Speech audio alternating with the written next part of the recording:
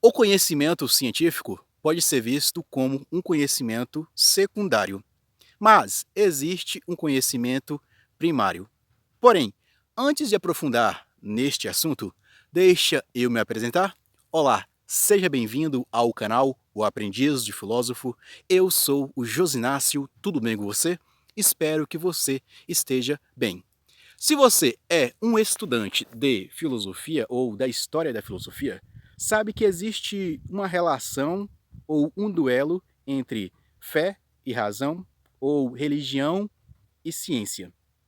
Bem, lá no início da filosofia cristã, nos primeiros 200 anos, os filósofos cristãos tentaram criar uma coisa que se chama apologética, que é juntar o conhecimento filosófico com a revelação cristã. Bem, eu vou fazer para você aqui uma distinção entre religião e ciência.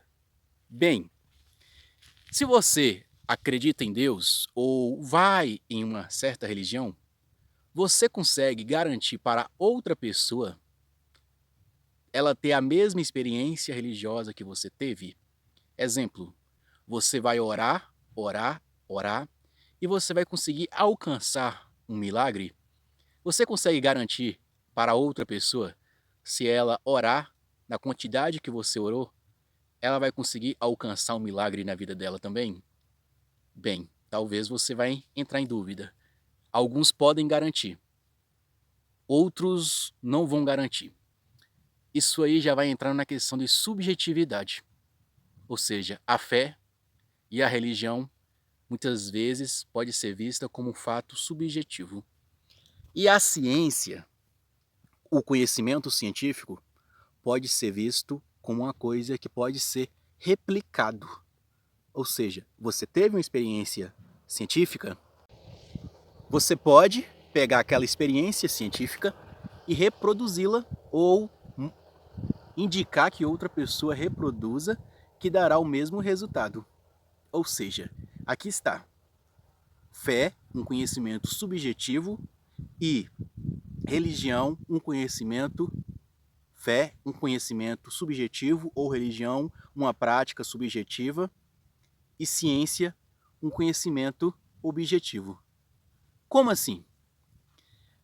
A ciência é vista como um conhecimento ou uma prática secundária, porque a ciência ela se baseia na experiência e também a ciência ela tem uma limitação.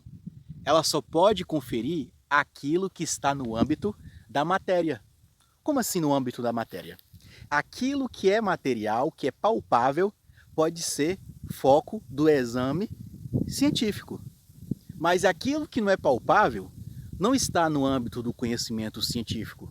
Aí precisamos ter um conhecimento que transcende o próprio conhecimento científico, que muitos vão dizer que isso é fé, ou teologia, ou na filosofia vai ser conhecido ou conhecida como metafísica ou ontologia. Conhecimento metafísico ou ontológico da realidade. Aquela realidade que muitas vezes transcende o âmbito meramente da razão ou da ciência. Agora eu vou trazer mais elementos para a nossa reflexão.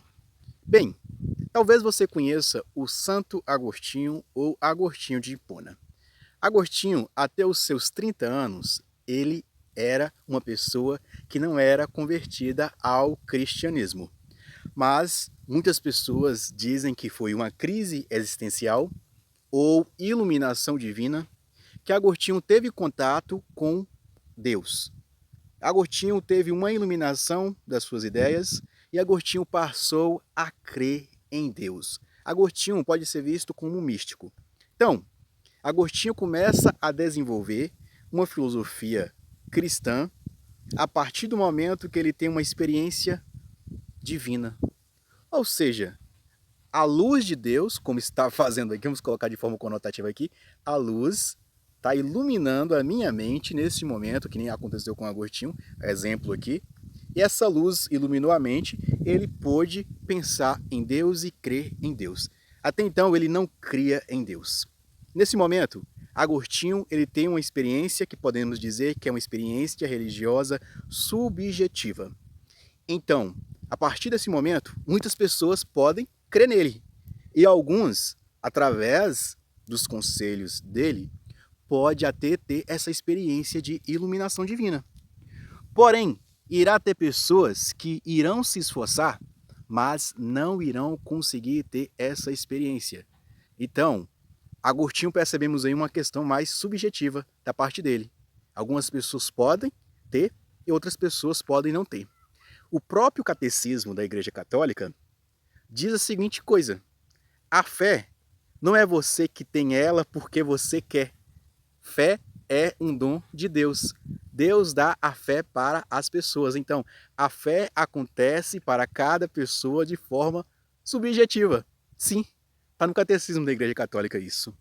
Então, já vai ter outro filósofo, que é o Tomás de Aquino. Se Agostinho era lá do século, se não me engano, 5 ou 6 depois de Cristo, Tomás de Aquino vai ser do século 13 depois de Cristo, que Tomás de Aquino ele vai ser mais racionalista, na linha de Aristóteles. Agostinho era na linha de Platão. Platão acreditava que existia um mundo das formas. Então Agostinho atingiu as formas. Tomás de Aquino, ele vai ter uma iluminação, mas já quase no final da vida dele, no momento que ele está escrevendo a Suma Teológica. Então Tomás de Aquino vai de forma racional buscar refletir ou provar, não é à toa que tem aquela teoria lá de 5 vias para provar a existência de Deus, seria mais reflexões sobre a existência de Deus, que ele pega a questão da causa, do movimento, graus de perfeição, ser necessário e ser contingente. Então ele começa a refletir de forma racional para pensar em Deus de forma racional, não através de uma simples iluminação.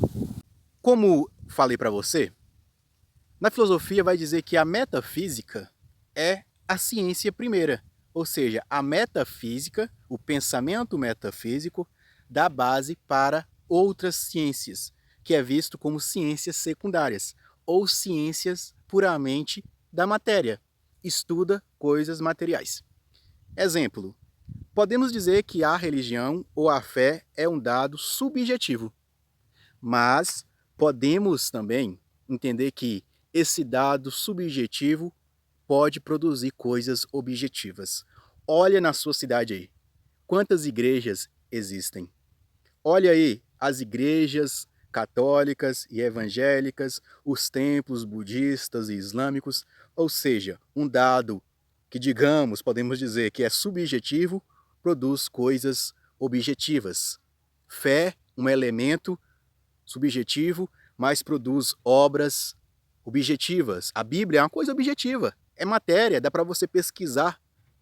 Os livros de Agostinho de Hipona, que eu falei para você aí, dá para você ler, dá para você fazer uma pesquisa historiográfica, mas uma pesquisa histórica, teológica, filosófica, examinar os dados que ele deixou lá, que nem no livro Confissões. Tomás de Aquino, uma coisa lá ele falando, refletindo sobre Deus, tal, mas dá para você olhar a obra dele e examinar. Então existe algo material que a princípio, digamos que foi produzido por uma coisa mística, subjetiva. Então, a ciência, que nós chamamos de ciência, ela pode examinar e colocar em teste científico esses dados presentes aí na realidade. Não só os dados físicos, como livros, a vida dessas pessoas, mas também a ciência ela pode examinar o que a pessoa se tornou a partir daquele momento, com a fé, com a religião, com a mística. Exemplo, na religião católica, a qual eu faço parte, existe a vida dos santos. Podemos pegar o Agostinho, Tomás de Aquino, podemos pegar aí Santa Teresa de Ávila, São João da Cruz, Francisco de Assis, Francisco de Sales, Santa Catarina de Siena. Podemos pegar esses elementos aí, essas pessoas, já que a fé, como eu abordei, é um elemento particular, subjetivo, a própria igreja fala que você não busca a fé, mas Deus lhe dá. Muitas vezes, o próprio Paulo, ele vai dizer que a gente precisa fazer um culto racional, ou seja, a gente pode conhecer Deus através da razão, ou através de uma reflexão racional. Então, a ciência ela pode examinar esses dados presentes aí, como livros, obras filosóficas, teológicas, experiências sobrenaturais de santos. Aqui no Brasil, nós temos a vida de Padre Cícero. Aqui no Brasil nós temos as experiências religiosas, lá em, em Aparecida. Temos as experiências religiosas em Bom Jesus da Lapa, entre outros centros de Romaria. Mesmo que você acredite que é subjetivo, existe dados de pessoas falando como foi essa experiência subjetiva, que pode se tornar objetiva através de uma pessoa fazendo uma pesquisa para tentar entender essa dimensão religiosa. Então podemos ver que existe uma relação forte aí entre os que creem através da fé, e a fé transforma a pessoa, e os que podem passar a crer ou duvidar da crença através de uma experiência científica. Ou seja, existe uma experiência que a gente pode dizer metafísica, existe o conhecimento metafísico, mas também existe um conhecimento ontológico ou um conhecimento empírico que está para o âmbito da ciência. Então, nunca esqueça disso. Para quem estuda, não pode ter desonestidade intelectual. Você tem que estar atento que existe esses dois âmbitos de conhecimento. O conhecimento religioso ou da fé e o conhecimento científico. Um crê, o outro precisa de experiência. Mas aqueles que creem produzem algo aqui na matéria que é digno de quem é cientista pesquisar. Esse âmbito da fé, que muitas vezes é subjetivo, através de uma prática objetiva que é ciência. Espero que esse conteúdo ajudou você. Bons estudos de filosofia e de religião. E eu fui!